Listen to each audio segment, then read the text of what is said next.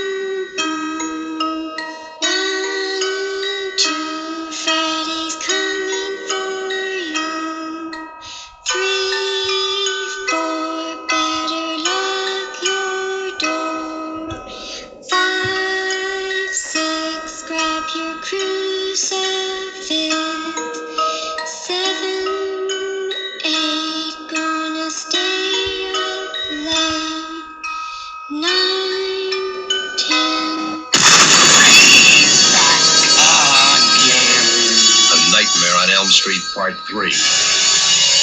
Freddy's just around the corner.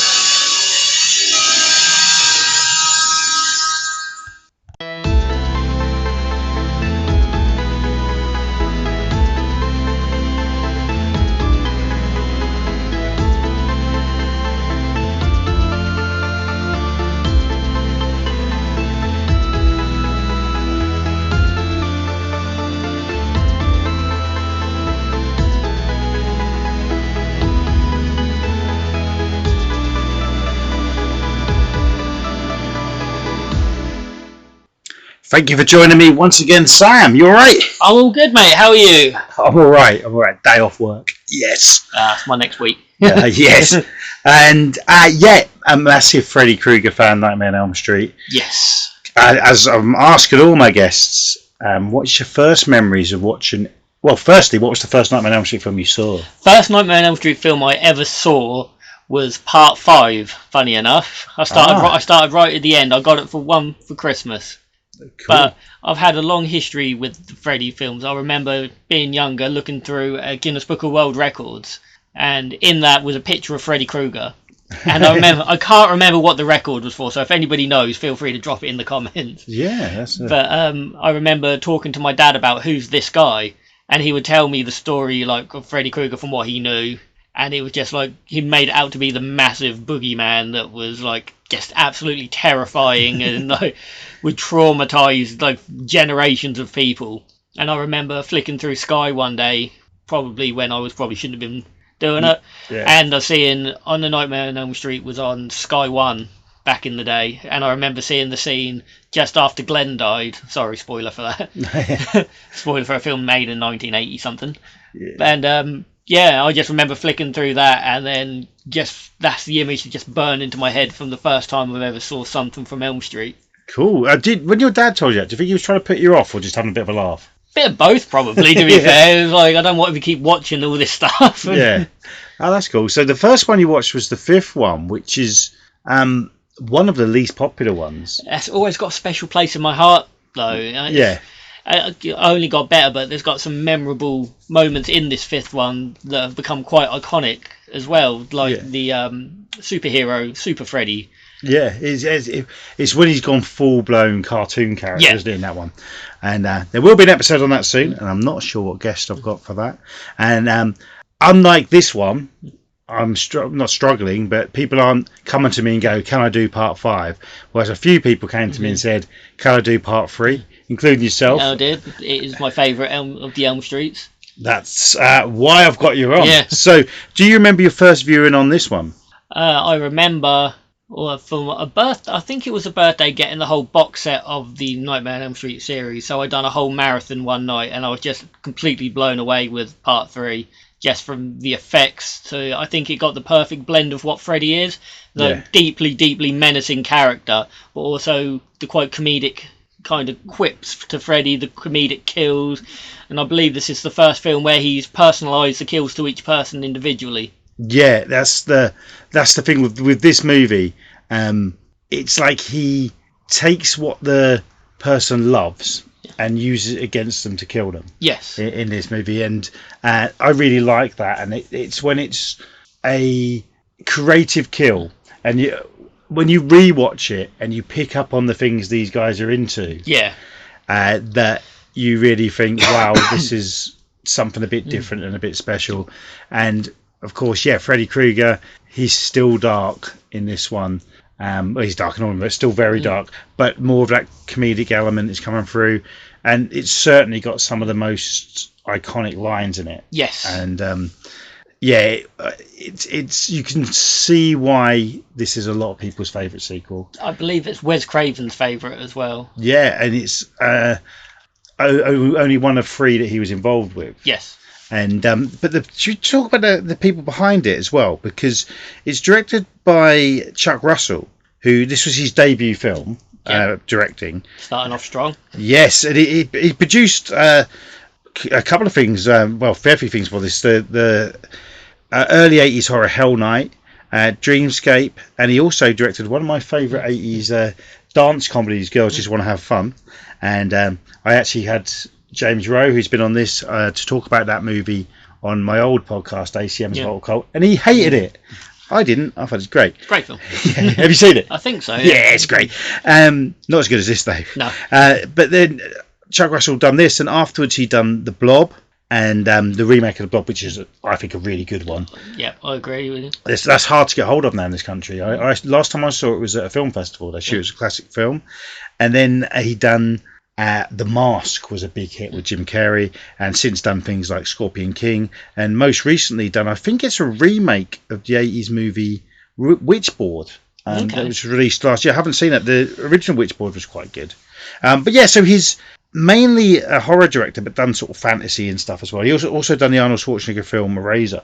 I love that. That's another film I got for Christmas one year from my gran. I never knew until researching this that he directed that as well. That's a great film. So yeah, he's an awesome director, and also this was co-written by, I think his name is Frank Darabont, who I don't know, it's my handwriting again, but basically the writer-director or screenwriter-director of Shawshank Redemption and The Mist. Did he do Green Mile as well, possibly? I would say yes, because that name seems really familiar to me. Yeah, so he went on to become well known for basically Stephen King adaptations, and he also done a drama, so it escapes the name of me, at least you're doing last minute notes, I believe it's him, with Jim Carrey, something like The Majestic or something like that it was called, which was cool but really bombed.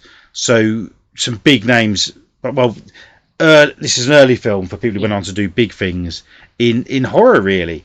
So you can see why this film stood out at the time. It's not just considered a lot of people's favourite Nightmare on Elm Street sequel, it's a lot of people's favourite sequel. Yeah. And a few people I've spoken to as well prefer it to the original. It's one of those films that I put it in the same category as Terminator 2, where it's like the sequel is arguably better than the original. Yeah. I think it's, I don't know, I wouldn't say better, but it's certainly more rewatchable. Yeah. And the fact that a lot of the things, that the reveals are done in the original, this one is just straight to it. Yeah. And it's like, let's take what works and do it really well. The good thing about these Elm Street films in general is with a character like Freddy, you can build upon him. Yeah. So you can get more and more backstory that leaks out through different films. And like it starts off the first one straight boogeyman. You find out that he done all this stuff, and then in later films you find out more and more about the man himself, about his past. Yes, and that just builds and builds and builds. Yeah, and I'm so glad that they didn't ever do a prequel where it's Freddy Krueger when he's alive and gives the whole backstory. There is fan films of it. There's and did you know that Robert Englund and John Saxon, almost sort of mucking about, wrote they wrote backstories themselves, which I'd be interested to read it, but I don't think I ever really want to see that. But saying that, I think one day it could happen. It could. Because I don't think Freddy will go away, but there is they've tried it once, and it's like, can it be done without Robert Englund? You see, that's the one. He has the iconic portrayal of him. Yeah. I personally, it's a hot take, I'm not a fan of the remake film because I think they changed the character of Freddy too much. You can't root for the man when you've full out said that this is what he is. Yeah. In the others it was implied that he did this, but it was never that it was more ambiguous. Yeah. But when you full out state this, then there's no way you can root for this kind of this person. Yeah. So I think scripting wise was a big issue, but I quite actually think that Robert I can't remember his name, Jackie Earle Haley. Oh yeah. I think he had the potential to be quite a good Freddy Krueger because he's quite a menacing. He's a good actor. He's a very good actor, like as Rorschach. He was absolutely fantastic in that kind of role. Yeah, I mean, I think that film is very flawed, but you can't blame him. No, it's not his fault and at all. He is good at it. That will be the last episode of this miniseries. Are we going to? Lauren Jennifer's come back to talk about that. And after we recorded the first episode, we had a little chat about the film, and I think there's a lot we've got to say about it, and it's not all negative. No, I don't want to do that. If I thought it was going to be that, I don't think I'd even do an episode. So, but yeah, I mean, for me, that is. When I think Freddy Krueger, I don't really think about that film, you know. No, I don't tend to think about it. But this is the one. I mean, for me, I know you've got in the original, you've got Johnny Depp, and in the sequel, they've flipped it, and there's a male protagonist. Yeah. But in this, there's more teenagers with more different characteristics. Yeah. And I think kids watching this in the 80s would have. Different kids who are into different things would have a different character to latch onto. Yes. And I think that's great. And you could almost have had like a Saved by the Bell type show with these teenagers. Yeah, I'm fully with you. And there's the first, to my memory, even though I've watched them all recently, the first sort of kid he goes after who isn't white. Yes. Who's a great character. And then you've got the nerdy one. You've got the one into puppeteering. Yeah, you've got the street tough kid. You got the one who's I can't remember what her name is. It's really annoying me. But the one who was addicted to drugs in the film. It's Tanya, is it? Potentially, and I know that she's very proud of this character because Tanya. Yeah, because of her. She's had people come up to her and say because of her and this portrayal as a character that they've given up doing drugs themselves. Yes. And that's something she's very, very proud of. Yeah, she's played by Jennifer Rubin, who is in another great 80s horror, which I think was released the same year, and also set in kind of like can I say mental hospital? Is that the term? Mental health ward. Yeah. Bad Dreams. Have you seen Bad Dreams? I haven't seen Bad Dreams, but I've heard about it. It's pretty good, and I think one of the reasons it didn't do so well is it's very similar to this. And there's I think 88 films released a Blu-ray of it in the Slasher series. Okay. And I really enjoyed that. And yeah, she's been in quite a few cool things. She was in the movie The Doors as well, which I don't remember her character in that. But also she does or did a lot of Comic-Cons. I don't know if she still does. And I remember the first Comic-Con I ever went to, she was there, and I just didn't have the cash to do many meet and greets, and that's one I really regret. You've made up for it since. I have made up for it since, yes. And you know, the image of her with her punk rock hair up is I'm beautiful and I'm bad. Yeah. So and we'll just quickly talk about the kids, because you've got Joey, played by Rodney Eastman, who is the one in wheelchair. So is he one in the no, wheelchair? Joey's the mute. The mute one. Sorry, yeah. Character. Is there one in a wheelchair in this? My Yes, brain there has is. gone He's the Dream Wizard. Of course he is. Yes. Yeah. Which anyway. So Rodney Eastman. In my dreams, I can stand. Yeah. He's 24 credits, mostly horror. He was in the remake of A Spirit on Your Grave and in the 80s Chopping Mall, which is another one I recommend. Good actor, another one who does the cons. The one I was getting confused with, was it Will, who was the wizard? Yes. Because he was in Elvira, and that character I like because this is around the time of all the controversy of Dungeons and Dragons. Yes. And they obviously didn't mention Dungeons and Dragons, but that was a big thing, and obviously this character was the guy playing that sort of thing. And like I say, and that's still relevant now. Dungeons and Dragons, or D&D, as people call it, as the cool kids call it. Yeah, it is. It's huge. It's a huge property still. Yeah, and it's something else that different kids can relate to, because we mentioned the Jennifer Rubin character. That's the sort of punk rock, heavy metal fans go to, and then you've got the character of Jennifer, which is the iconic. She wants to be an actress, and it's the big scene with the TV. So there's all these different kids. You've also got a character I always forget about, who is like pretty much, apart from Nancy being back, the main character, which is the character of Dr. Neil Gordon. Yeah, he's kind of a forgotten, unsung, forgotten character from... Yeah, played by Craig Wazan, who is in Brian De Palma's Body Double and loads of films, but this is probably his most well-known character, and I can't say I recognise him from anything else. No, I can't personally. But he's a good lead. Yep, yeah, he does the job well. And through him in this character's research is how you find the backstory. Yes. And there is a nun who appears every now and then and tells him bits about the past, which is another little... When I probably watched this film every 2 or 3 years. Looking at Letterboxd, it was the third time I logged it, and I've been on Letterboxd 5 years now. And these little things I forget, but they come straight back to me when I watch it. Because what I remember are the teenagers, Nancy being back, played by Heather London Camp again, obviously, in what we all thought would be her last appearance, but wasn't. And John Saxon's back as her dad. Yeah. Another fantastic actor. Yeah, he's brilliant. And he with the original one, he'd done a lot of horrors, and he didn't think it would be anything special, and just done it as a sort of just a job. And it's good that they got him back, and not just for this, he's in New Nightmare as well, as is Nancy. And he gives a really good performance, because his character... One thing I do like about this is the ending of the first one, which we never know is a dream or real. All they say is that the mum has died. Yes. Does it say in her sleep? Yes. So it implies that the ending... See, my take from this is what we saw at the ending of A Nightmare 1 was the nightmare of her mum. So, because it ended with the kids driving away and then her mum getting pulled through the window. Yeah. So, in my mind, that says Freddy's got the mum. Yeah. So that's the mum's fear that the kids are gone, taken away, and then Freddy's preyed on her, and that's it. Yeah, yeah. So yeah, I mean...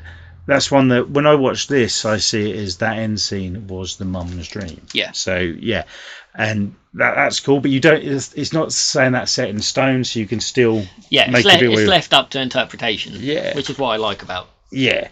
So what I want to do is sort of go through the kills and action sequences in this, if that's cool with you. That is very cool with me. Starting with the first kill, which is probably one of the most well-known kills in the movie, and this one is the one when people talk about Freddy, the different Freddy deaths, this is one that's always mentioned. It's the puppeteer killing, basically, which I think is insane. It's so good, just having that massive Freddy being the puppeteer, having the stop motion Freddy, you seeing the face mold from this like from what was the puppet into Freddy Krueger. Yeah, which is all done sort of clay stop motion. It's the guy who done the effects of the Terminator in the first one, and he's done Alien and loads of stuff. It looks really creepy, and I always find stop motion scarier than, say, CGI. And it's unsettling. It's something about it that's not doesn't move like something should. Yeah, which is always gives the creep factor to it. Exactly. Yeah. So the kid who's into puppets falls asleep, and Freddy basically rips like his veins and uses them as string. The other kid's he's sleepwalker. He's sleepwalker. So people just think he's sleepwalking. But what I like about this is it's so tense because the kids are sort of locked away and they can see through the windows what's going to happen. So you've not just got this guy. You see the views of the other kids watching it happen. You see the dream side of it where you can see the veins as strings, and then you just see the kid sleepwalk, and a weird bit where he sleepwalks through a door. And it's one of the most sort of dramatic deaths in the franchise. It's closest I can think to it is Johnny Depp's death, where you see the mum's reaction, whereas in this you see several people's reaction. It's prolonged as well. Some of the deaths in Elm Street, while they're not short, they're also not the longest. This one is prolonged. You see him walking through corridors. As this thing, you can see it builds and builds and builds, and people can see what is going on with it. I'd say up until this point, the most elaborate death in the franchise. Yeah, without a doubt. Yeah, and it's definitely one of the most memorable ones. Certainly the most memorable one in this movie. I would argue not the most memorable one in this movie. Would you say the next death? I would say the next death potentially is the most memorable. Well, with the next one, quotable. Yeah, this thing, I'd say that's one of the most iconic scenes, but the actual death itself, you've got the pretext to it, which is the character of Jennifer trying to stay awake, watching TV. Now, do you know what film she's watching? I do, but I can't. It's Critters, isn't it? It's Critters, another New Line movie. New Line property. Which, unless you're a massive nerd, you probably wouldn't pick up on it being Critters. You don't see the Critters, you see the family talking. And that's something that the 5 Critters films that exist, I will be doing a mini-series on soon, hopefully. So that little plug there for what's coming. But she's sitting watching TV, and the Critters is on. And one of the first cameos, if not the first cameo in the franchise, you've got a talk show. Yes. Which is chat show host Dick Covert, is it? Because we never had that over here, did we? And the guest is Zsa Gabor, which wasn't scripted, but they asked him to pick his own guest, and he chose her. And most people know her over him now in this movie. And she was also in... Was it Repossessed? I love that film. Yeah, and so watching TV, and then she falls asleep, and Freddy is then on the TV. He kills Zsa Gabor, doesn't he? In a tux, looking incredibly sharp. Yeah, and then more great special effects. It's one of my favourites. The arms of the TV, the head coming through, and the vacuum forming of the top of the TV into the head of Freddy. It's just. It just might be my brain, but it's just so satisfying to watch it all kind of come together on that. Yeah, and I like the sort of not RoboCop, sort of Terminator style arms that come out and then into his all the wires and stuff from inside the TV. And then great. He grabs her, and then that famous line, "Welcome to primetime, bitch." Yes, and smashes her head through the TV, and she dies. So how they can pin that as like a suicide, I don't know, but still. that is the thing with this movie. They're all being so Freddy's not only using what they love to kill them, but he's framing. It's almost like a frame suicide. Nice. So the movie starts with Patricia Arquette's character. It's her first movie she ever done. That's one of the first Lawrence Fishburne was in, I believe, as well. Yeah, he's one of the nurses. He's an orderly for he was credited as Larry. Larry, yes. I always refer to him as Larry when talking about him. Because not that I know him, but I just find that amusing. He's a good friend of ours. Yeah, I just find that amusing that he's when he wasn't trying to be taken so seriously, he was called Larry. So at the beginning of the movie, and it's one thing we should mention, the first one in the original, the only one in the original 6 that doesn't start with a dream sequence. Yes. But there is soon a dream sequence where Freddy tries to kill, is it Kristen? Patricia Arquette's character, her mum catches her, sort of finds her being slit in her wrists, and it looks like an attempted suicide, and that's how she winds up in this psychiatric facility. Yes, institution as they called it at the time. During the bit of research I've done of this, I believe it's Kincaid who says to her, "Welcome to the snake pit," which is, which is actually a slang that people would use for their mental facilities back in the day. Yes. You've also got that fantastic scene of Freddy as a snake. Yes, which they had to recut because it looked too phallic the first time. Yes, I'd like to see what it looked like the first time. I'm sure there's footage somewhere. There must be, mustn't there? So it's become quite an iconic Freddy visage now, though, isn't it? Like, he made a reappearance in Freddy vs. Jason as sort of like it's gone from the snake to the caterpillar kind of in that one, wasn't it? But that snake bit always reminds me of the bit in Beetlejuice. But the sandworms. Yeah. Just maybe it's just that image, and it's very 80s as well, isn't it? So so that's why they're in there. We're sort of telling this in the wrong order, but it doesn't matter. No. But I'm going to just go through the deaths. But before the third death, you have the Joey. Sort of, it's another attempted murder. Yeah.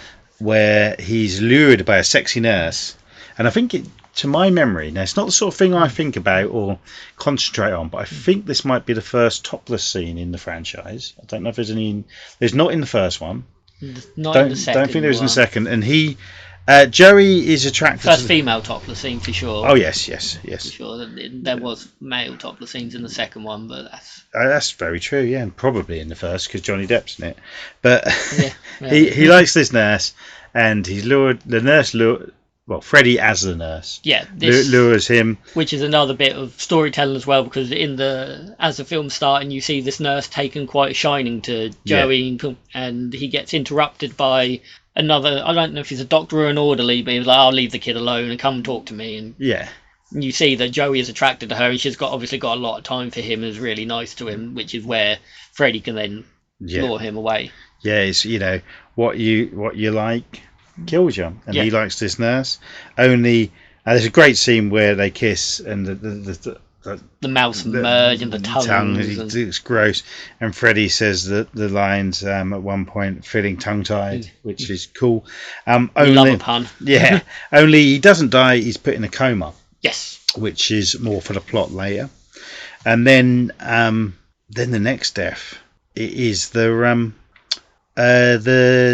punk rock girl, isn't it? The overdose. Which is now that scene. The famous bit is probably Freddy with the needles as his finger. I am desperately after the Funko Pop. There is one. There is a Funko Pop with it, but it's like the cheapest I've found it so far is about £40. Oh God, yeah. So it's all in like a back alley sort of sleazy area. It's kind of, from what I've gathered in my own head for this, it's where she used to buy the drugs beforehand that she was addicted to. Yeah. And Freddy's taken her back there to try to lure her into a vulnerable state again. Yeah, but she stands up for herself with the let's dance, she says, as but when they fight basically. But overcome by Freddy, and then he uses more of his comedy lines with let's get high, and then what a rush when he injects her. What I like about that kill is the track marks in her arm that start talking to her. Yeah. Very good touch. Very looks unnerving. Really good. Yeah, and the effects remind me of sort of Society, that sort of body horror, really. Yeah. It could also be kind of metaphorically seen, like, obviously I don't do drugs, I don't know. This is just what I'm assuming, that they could be metaphor for cravings. Yeah, that's true. The marks are saying this is what you want. Yeah, see, I hadn't thought about that, but yeah, you're right. That's one thing I did read up on in this was originally it was supposed to end with her head blowing up. Did you do that? But apparently the effects just didn't look very good, so they didn't use it. Yeah, I believe I've seen that on the special features, the mock-ups of it. Oh, okay, yeah, I might have done years ago. Yeah. Because to me that's a good kill. She's probably my favourite character in this, and I didn't like to see her go. But that's the way it happens, isn't it? Yeah. The good ones always die young. So that death seems shorter to me. Yeah. But that's why, isn't it? Because the big ending of it has gone. And then all this happens when they're going into the dream world to try to get Jerry back. Yes. So not long after that at all, we get the wizard attack, where the character in the wheelchair, he is the Elf King or something he calls himself, Elf Lord, something like that. And so he can walk. He's got the magic powers. Reminds me of, if you've seen the 1980s cartoon of Dungeons and Dragons, Presto. Yes. And he can use all this, and he uses it against Freddy, but loses, basically, doesn't he? Yes. Freddy kicks his ass. He does. And then he's gone. That's 4 deaths. And that's, they could say the reason that I've heard, the reason they've chose to go for more kids to go after Freddy instead of one person is because of how strong he is from all these souls that he's taken throughout the previous films and in this one as well. So they need more people to do it. Yeah, the character does say that, doesn't he? That he gets stronger, because Nancy notices that he's stronger. And so originally, one thing we should have mentioned was the movie was supposed to be that Freddy comes into the real world. And basically, this movie was supposed to be what New Nightmare. New Nightmare was 7 years after, because that was 94, I believe. Yes. So that was the original intention. And to be fair, early on in this series, but my favourite 3 are the original 3 and that.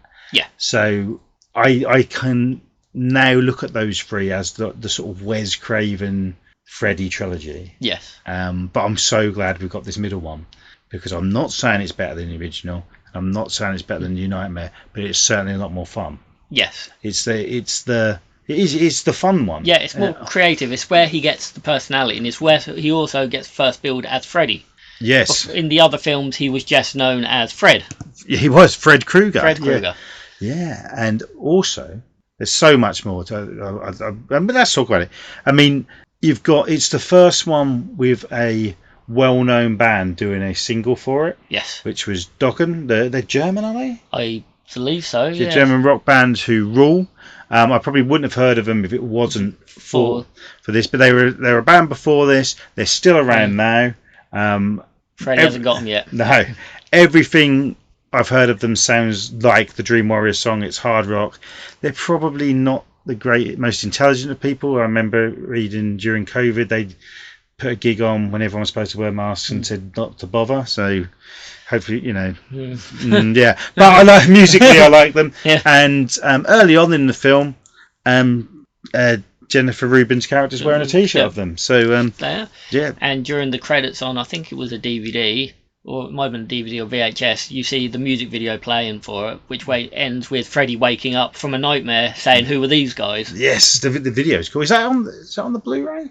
Not sure it is. I'm not sure if it's on the Blu-ray. It might have been DVD or VHS for the end credits. Yeah, because I've definitely seen it pre-YouTube, and I used to have the DVD box set, and I'm regretting getting rid of it. Yeah. Even though pretty much all of it's on the all on the Blu-ray. Yeah, apart from probably that video. Yeah, this to me, Dokken is selfishly the second favourite music from the franchise.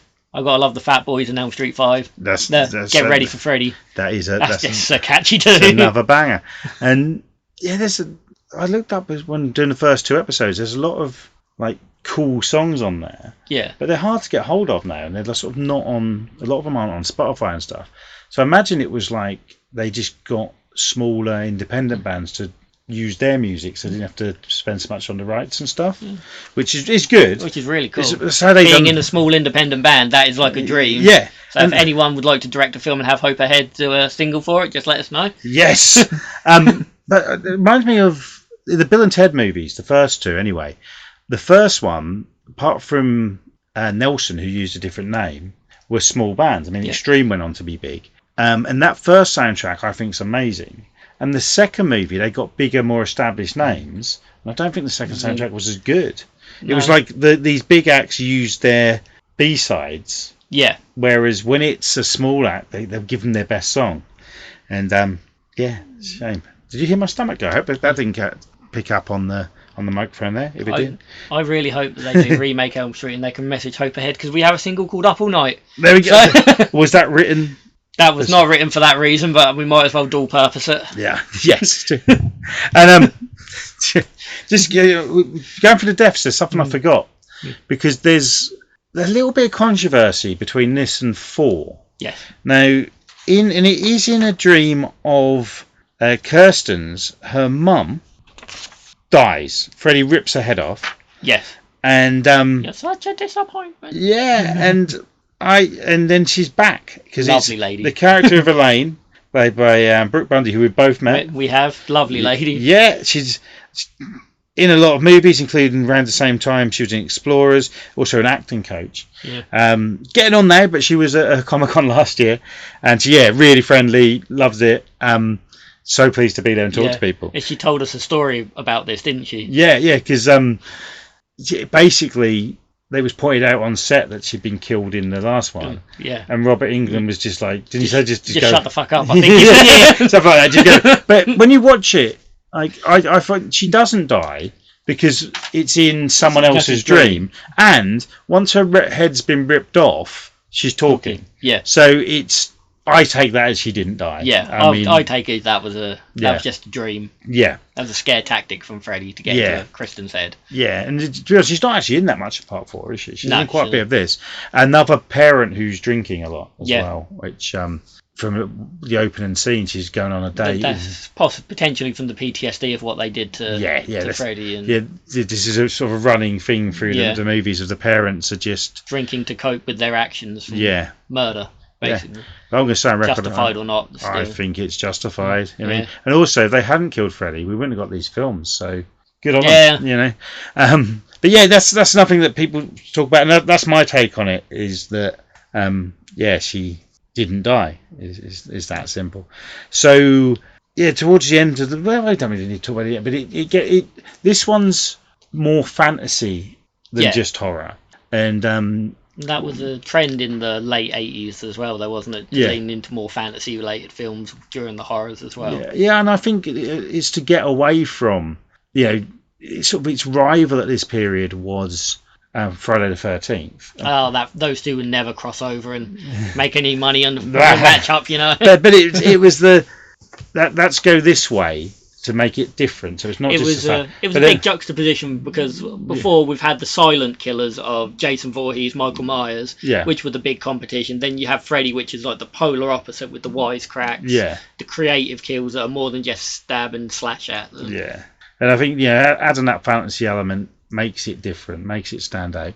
Then of course chasing it, one of the Friday the 13th, there was like one of the people he's trying to kill ended up being a bit like Carrie with supernatural powers. So it all went a bit. I mean, there was a lot of these movies, and it was. I think the fact there was rival franchises helped push the envelope, so that the deaths would get. They weren't just trying to outdo their the previous films. They're trying to outdo the competition, and that's where we got things like that, the puppeteer bit, and this insanity of each kill was. It's not like 10 years before with Halloween.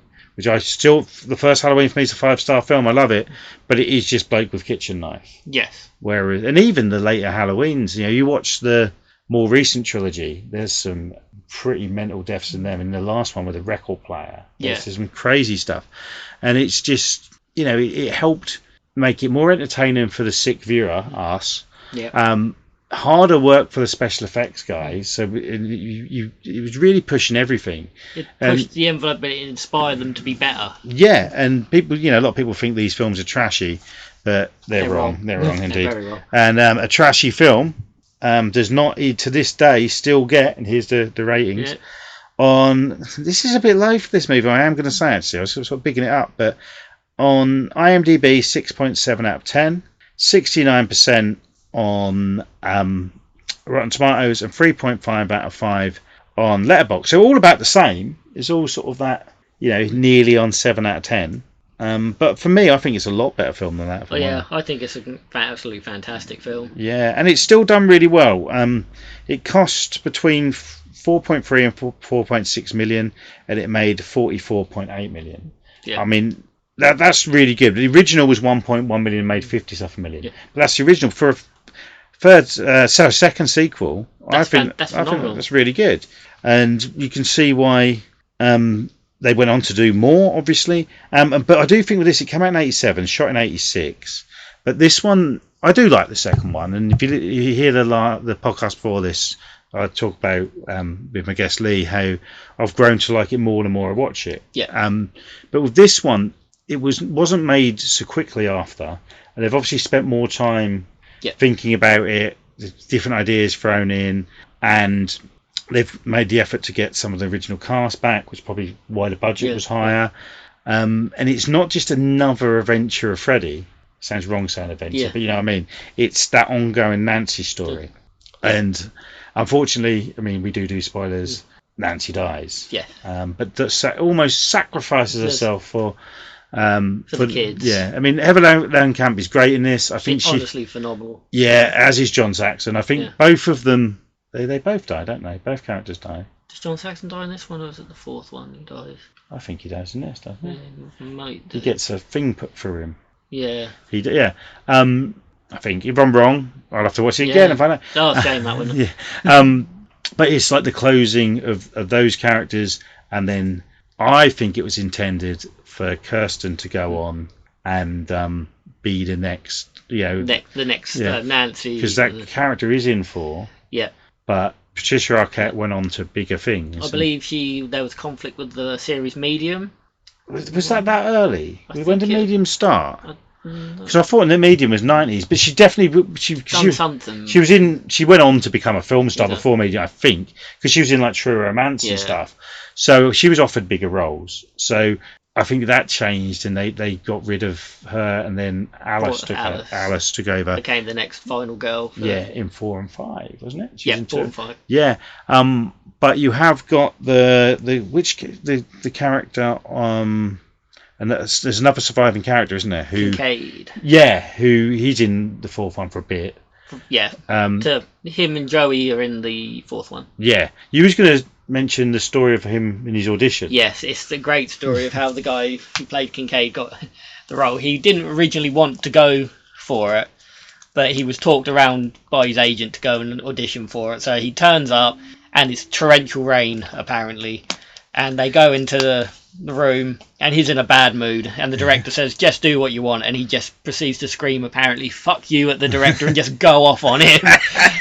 And the director loved it so much, he was like, yep, you got the job straight on the spot. And he's great in it as well. He's really, really good in it. He's one of my favourite characters in the film, like the no-nonsense kind of street tough kid. Yeah, and he's not in too much else, actually. Obviously, part 4. He's in, I don't know if you remember it, there was a Matthew Broderick film called Project Elf, that's a different film, called Project X, about a monkey. Yeah. That's the biggest film in the 80s, and he's done a lot of B movies and stuff. But he pops up on a lot of the sort of Vox Pop things talking about Nightmare on Elm Street, and I reckon he's quite proud of it, to be honest, as they all should be. Yeah.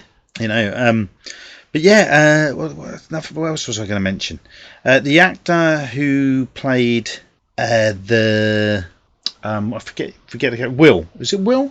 The nerdy wheelchair one was in a film called Illegally Yours, starring Rob Lowe, but it also starred Kim Myers, who was in part 2. Yep. And he's also in Ghostbusters Afterlife. He is. Yeah. Who is he in that? I don't know. It's a small role, I'm guessing. I can't remember. But the one who you never hear of anymore is the guy who played Freddy Krueger. You never hear anything. No, he's not going to get his star on the Hall of Fame, is he? No, definitely he is. Oh, funny that. Oh, yeah, he's quite a prolific actor. Yeah. Which is happening on Halloween. Which is just a massive That's really cool. Claw finger up to Michael Myers. Yeah. Ira Heden's the actor's name, who played the wizard boy, as I like to call him. I'm just having a look. He looks pretty much the same. But I think he's just got a small role, sort of working somewhere, like in Afterlife. It's more of a cameo for horror fans, I'm guessing. For die-hard fans. Yeah. So, I think the casting are really good, and they usually are in these films, to be honest. They get good young actors. Yeah. They're obviously not teenagers, but there is someone we haven't mentioned in here who I think does a phenomenal job, and I can't remember the actress's name, but her character is basically, I think she's a psychiatrist. She's kind of Dr. Sims. Yeah, she's like the antithesis of the male doctor. Yeah. She's like, these kids are trouble. they need to be locked away in solitude and stuff. Yeah. All this stuff is ridiculous. There's no dream demon. There's none of this. And Yeah. she's a great foil as like a human antagonist. Yeah. for her. Yeah, that she was played by Patricia Pointer, who was the actress and singer Amy Ivan's mum, who she was in Carrie, and loads of stuff. She was also in this is Pointer. She was in some great films. Blue Velvet. She was in Carrie as well. Twilight Zone the movie, and now she wasn't young when she was in this, but she only passed away of April this year, 2025, and she was 98 when she died.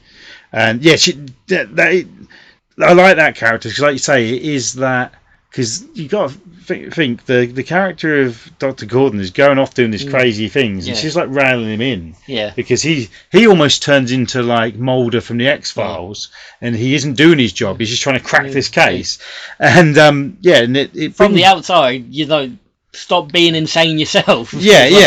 So, and then we have the character of the nun, the big reveal that she ends up being Amanda Kruger. Yeah. Is it a different actress in part 4? Yes. Yeah, because I've met the actress in part 4, and she's written fan fiction about Amanda. Yeah, I believe she'd done a lot of the backstory of Amanda. Well, I'm not sure if she was the one who coined the Bastard Song of a Thousand Maniacs. Yeah, I don't know. Or if that was in the script, but yeah, I don't know. But yeah, she's huge on it, and she'll go to conventions and have props and but that's one of my favourite scenes. In the whole of the franchise is, I can't remember. I think it might have been part 4 or 5, where they go inside the room that she's been locked in, and they show all the inmates, and there's Robert Englund in there. Like, this is the guy who is the actual father of Freddy. Yeah, I think that's so clever, and that's one of my favourite scenes in the whole of the franchise. Yeah, I'm just trying to see who plays the nun, because looking on the internet, it does say there's a character, Sister Mary Helena. That's not her, is it? No, because you don't see much of her, but it's definitely a different actress to in part. Oh no, that is Sister Mary Helena / Amanda Kruger. Oh, it is her, is it? Yeah, okay. Nan Martin. Okay, yes, it is definitely a different actress. Yeah, she's good, but you don't see much of her. But that's the point. It's another case of building to something in the later sequels. Yeah, and that's the thing with the parts 4 and 5, which are probably 4, 5, and 6 are the ones that get the most criticism. Yeah, but 4 and 5 act as a bit of a 3, 4, and 5 are a bit of a trilogy. Yes, much like Star Trek 2, 3, and 4. And it's weird, it's crossover trilogy, because as I said before, there's part 1, 3, and 7 act as a trilogy, and then you've got parts 3, 4, and 5 act as a trilogy. It's like this sort of interlooping bit of art, really. Where it's just, number 2 is more of the standalone of the 2 and 6. I'd say are standalones, definitely. Yes, and they're the ones that have become the cult ones. And part 6 gets a lot of stick, probably that and 5 actually probably get the most stick, but I love part 6 because it's so 90s. It's so 90s with the 3D craze as well, and the celebrity cameos in part 6 are just unbelievable. Exactly. And in a few, I don't know, it'll be weeks time, when we do the episode on part 6, Vic from the Criminal Crack podcast will be on as my special guest. If you've not listened to that podcast, there'll be an ad probably on this, because I've got an ad. Well worth listening. The stuff they talk about is a lot scarier than any horror film I've ever seen. But somehow, I don't know how they do it, they make it entertaining and funny as well without being insulting. And it's a really good one. So I just thought I'd give that a proper mention instead of just playing an ad. But yes, I mean, what would your rating, I can guess, but what would your rating of this one be? See, for me, this is the perfect blend of what Freddy is. It's the comedic one, but it's still being incredibly dark. There's creative kills. There's great character development. It leaves it open for interpretation. There's also building onto the future. It's a 5-star movie for me. Yeah. Elm Street 3 is 5 stars. For me as well, this is a 5-star film. Perfect sequel. I like your Terminator 2 comparison. Brilliant. I agree. It's up there with Aliens as well. Yes. And for a part, I can't think really of a part 3 of a horror franchise this good. No. There are some good ones. You've got. I really like Halloween 3, Hellraiser 3. I'm a fan of. Yeah, I was going to say Hellraiser 3 is a very, very good one. Yeah, but it's not as good as this. No. And it's just it's such an achievement, I think. And it's another one that I mentioned with the first movie. With a lot of horror films, they'll push if there's someone gone on to be famous in a film. Like you'll get a DVD and it will say featuring, and then it will have, I don't know, Demi Moore, who's in 2 scenes of it or something. You never see a video or anything of Nightmare on Elm Street featuring Johnny Depp. This one you never get featuring. It's not on the cover. Patricia Arquette. It hasn't got Lawrence or Larry Fishburne's name over it. You don't need it because it's Nightmare on Elm Street. Yeah, you just need to know it's Freddy, and then that's it. Yeah, I'm trying to think of. I don't want to be, sort of analyse the film. I'm trying to think if there's any sort of faults I can think of in the film. I can't, apart from which we've sort of mentioned. I think the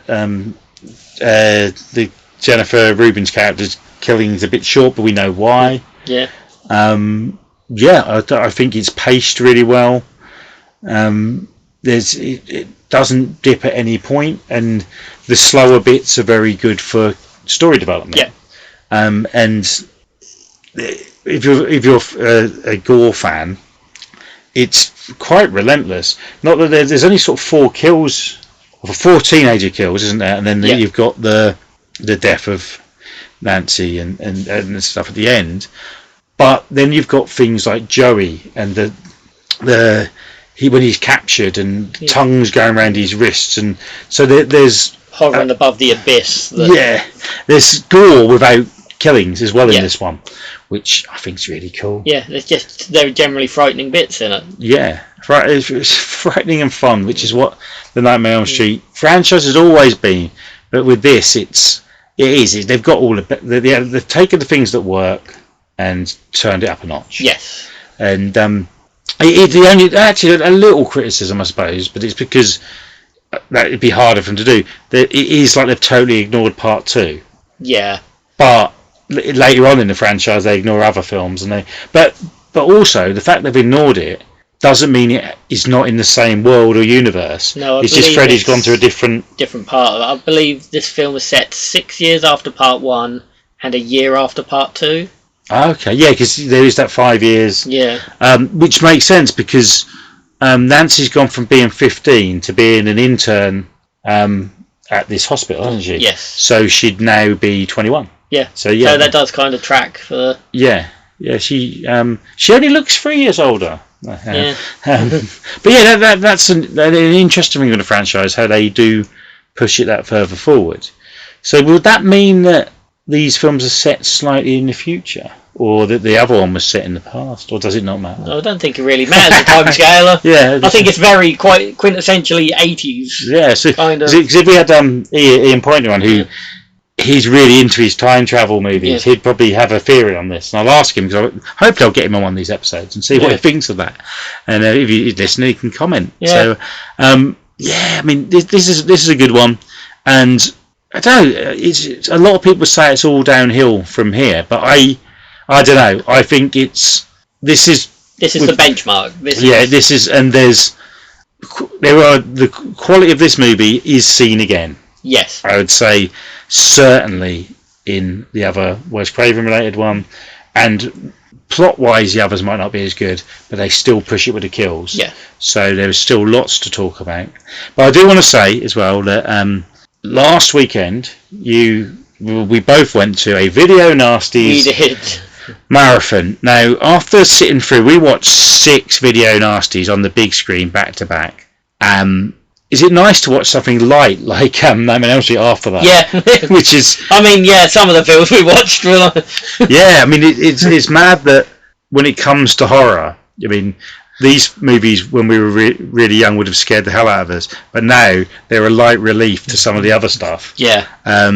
Faces of Death. Yeah. Look that one up. Watch it if you dare. We did. And what was the other one? Beast in Heat? Beast in Heat. I thought it was hilarious. She was quite disgusted. Yes. I was a little bit disgusted by that. Yeah. But Faces of Death, my review on Letterboxd simply was, this made me very, very sad. Yeah, it was. I use it rare, but disgusting. But I was also. It was literally like watching a train crash because you couldn't take your eyes away. And then when I researched it afterwards, it was like, okay, it wasn't as bad as I thought. I don't admire it in a way, but also it was sick. I mean, it done what it needed to do. It's been how many days now, and we're still talking about the film? Yeah, it's not going to get out of my head. No. I'm looking forward to watching part 4 soon for more relief. Yeah. I went to see a kids' cartoon today at the cinema because this film is still on my mind. But there we go. I do love horror, and that film freaked me out. But I am still looking for a film to scare me, because I've not been scared by a film for so long that I want to be. So any recommendations of a film you think will scare me? Not counting Mamma Mia, because that just would. I don't want to hear Colin Firth sing. Hugh Grant's voice. Hugh Grant's a lovely man. Yeah. What was the horror he done recently? That was Heretic. Heretic. I really like. Okay film, but he was brilliant. He was fantastic in that. Oh, yeah. Imagine if he played a posh British Freddy Krueger's cousin. Oh, yeah. Frederick. And I will ask you, because I know you've told me, I know basically Robert Englund's pretty much your idol. Yeah. Right?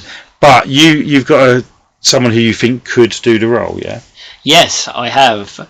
I've been rewatching Gotham recently. And the actor who played Jerome and Jeremiah Velasquez, Cameron Monaghan, I think he would be a pretty damn good Freddy Krueger. He's young enough to take on sequels. He's got this distinctive kind of evil, smirking face. That I think he would be perfect for the role of Freddy if they were to recast it for a younger generation. Yeah, that's cool. I forgot that. I thought you were going to say Kevin Bacon. Kevin Bacon is amazing as well. Yeah. Toxic Avenger, the new one. He's the villain. He's great in there. Fantastic. I love Kevin Bacon. Who doesn't, eh? Who doesn't? And yes, I know you're thinking it. And yes, I'm going to do it one day. The Tremors franchise, all 7 of them. I'm going to tackle it. But the best one is with Kevin Bacon.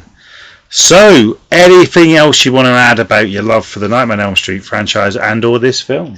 I think we need more Elm Street in our lives, to be fair. Yeah. I think it's been long enough since it's been about, I think it's 2010, the remake. It was, yeah. So 16 years. About 15, 16 years since the last one. So I think we need to look at it again. Yeah, I'm surprised we're not still getting comic books and stuff. Yeah. And even an adult animation and get Robert Englund to do the voice. Yeah, that would be fantastic. Yeah, there's got to be the demand for it, isn't there? There have been. I know you said earlier that they haven't done a prequel and stuff, but the fan films I have seen of the prequel kind of one are really good. Yeah, it is a really, really good kind of prequel idea to it. But I've also heard it said it could be possibly like the film 7, in that you don't see Freddy. Oh, that you see it as kind of like a detective, like. Yeah. You could see like John Saxton's character trying to find this like serial killer of the children and stuff, and then it plays into the burning of Freddy at the very end of the film. HBO, you're listening? There'll be a series. Yeah, you can bill me later. Yeah, that would be very, very, very good. So yeah, or another thing they could do, like audio plays, or even they done one thing they could do, and I think you could still get Robert Englund involved, is a reboot of the Freddy's Nightmare series. Yeah. Because the reason he's too old to do the action side of it, but he could stand there and introduce an episode of something. Yeah, as a crypt keeper, kind of, like he was in the series. Yeah, or he could be retelling the backstory, and then a different actor could play him when he's younger. Ooh. See, we got all these ideas. Yeah, Hollywood don't want to hire us, so they don't want to know. But remember, if you want Hollywood to hear this, we need more listeners. So if you hit like, share, and or subscribe, and if you want to give us a 5-star review, that really helps boost the audience. So get involved. Also on the socials, Instagram, Facebook. Find us all on that. Thank you very much for listening. Also find Hope Ahead on... We are on Instagram, we're on Facebook, we're on Spotify, Deezer, Amazon Music, YouTube Music, anywhere you get your music from. So listen, like, share. Thank you all very much, and I'll be back with part 4 fairly soon. I don't even know who I've got to come on that yet. I've asked a lot of people, and I've probably booked 2 people to do it, so I've got to sort that out. Thank you all very much for listening, and I'm going to play that advert that I mentioned for the for the podcast, the other podcast, right now.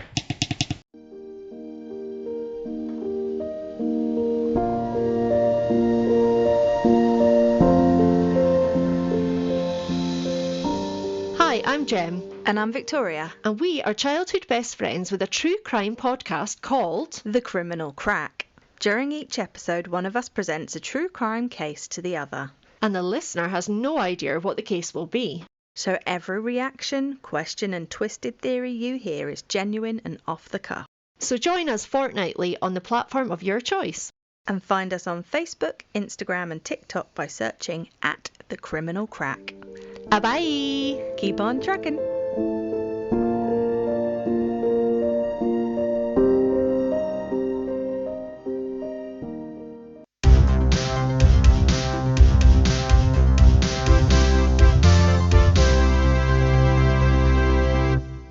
That was fun. Thanks, Sam. Don't forget to join us soon when we take a look at part 4. I've got another special guest lined up for that. Please follow us on the socials. We're on Facebook and Instagram. And of course, don't know where you're listening at the moment, but you can hear us on Apple Podcasts, Spotify, Amazon Music and YouTube. I'll be back very soon, and just cheers for everyone who supported so far. If you feel like leaving a comment or rating us, if you give us a 5-star review, that really helps boost the podcast to get more listeners. It's all just about having fun, so feel free to comment. We can chat about the movies, any horror movies, not just the ones we're talking about. We're happy to do that. Thank you very much, and I'll be back very soon.